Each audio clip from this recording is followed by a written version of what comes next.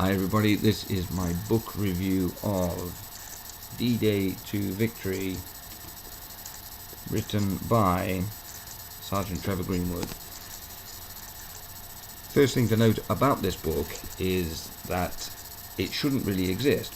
This is a eyewitness account. This is basically the diary of a tank commander during World War II. And it's all done by Sergeant Trevor Greenwood. He was obviously of a rebellious nature, because the first thing that you're told when you go into a combat situation is that you are not to keep a journal or a diary for security purposes. Obviously, if it gets into the wrong hands, it may compromise future missions, or even it may compromise, those people in those units around you. So he wasn't supposed to do it, but to our benefit, he did do it. And he made an entry for every day, with the exception, I think he had a 9-day leave during, I think there's almost a year's worth of entries here, with the exception of 9 days where he was on leave. He made an entry every day. And it's fascinating. You get a proper insight into what it's like being in a major conflict, or probably one of the most major conflicts ever, World War II. And you see every side of it. You see the mundane side of getting up at 6, getting your kit ready, standing to, getting ready to move for 8 o'clock. 8 o'clock being told we aren't moving till 10. You stand down, make a brew, get up, get your kit ready again, get ready for 10, get ready to move. 10 o'clock you're told stand down. You've got that side of it. Then you've got the fear of death at every second. They were very close to the front line, and very often they would be mortared, or even they would have V rockets come overhead, or even the Luftwaffe would, they were close enough to be bombed, shelled, bazookaed, and certainly during the early days after D-Day, they were constantly being mortared and living with that fear of death that gets put to a side very quickly. It's obviously a coping mechanism that people in the forces under those circumstances have to deal with. It just becomes an everyday occurrence. It is an everyday occurrence, and it just becomes, we're being mortared again. Let's duck under the tanks and hope we don't die. And all this whilst friends and colleagues who you've trained with and worked with are dying around you. It's psychologically, it's powerful, because it gives you an insight. Historically, it gives you a really good insight into the war itself, and particularly what I found fascinating was the accounts. There are little footnotes on the bottom here. Now, during this day, you can see that's the first entry for D-Day plus 69 days. D-Day plus 69, so this is on the 14th of August 1944, okay? And the account of this day, this was a particularly nasty assault that they were involved with, so it's all of that page, all of that page, all of that page, and the next page. So he's describing this event. They're about to assault this town.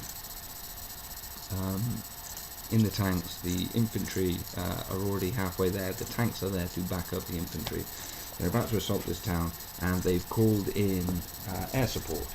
So the RAF and the Americans are bombing the shit out of this town, and he says it's absolutely awesome. It was an awesome display of firepower and the pyrotechnics.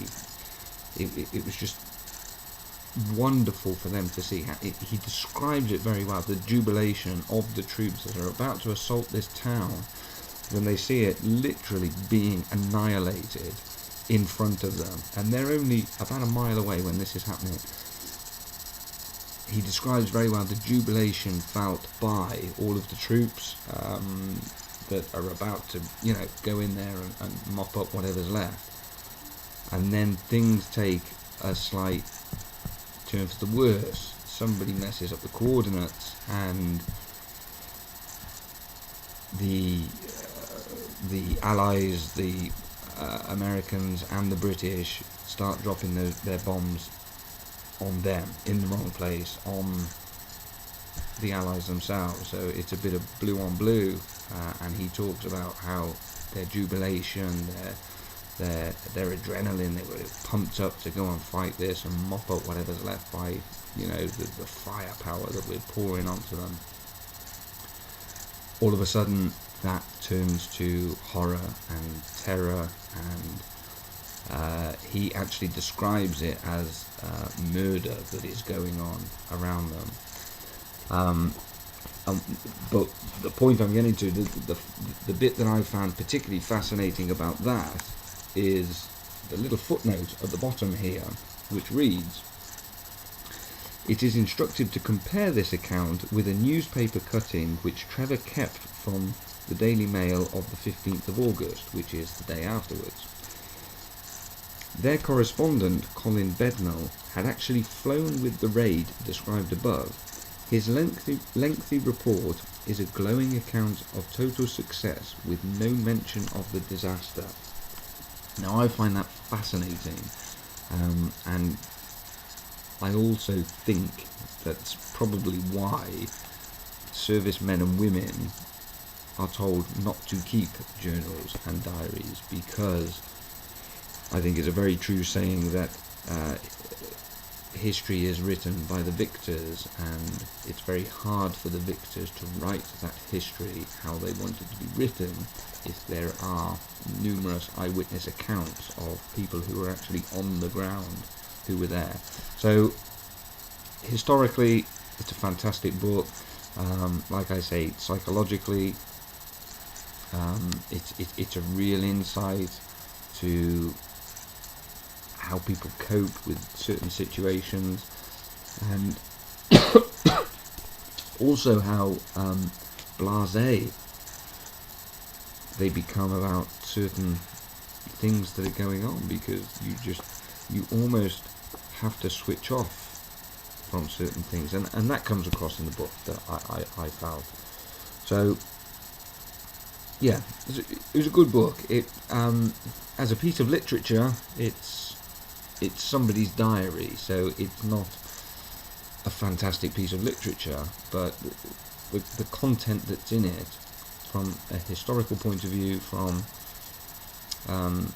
someone's experiences to have gone through a major event like World War II, and for us to be able to read this afterwards, when in theory it shouldn't exist. I think it's a really important book, and anybody who's interested in history, battle or war, I think it's a must read, because it's a really unique insight into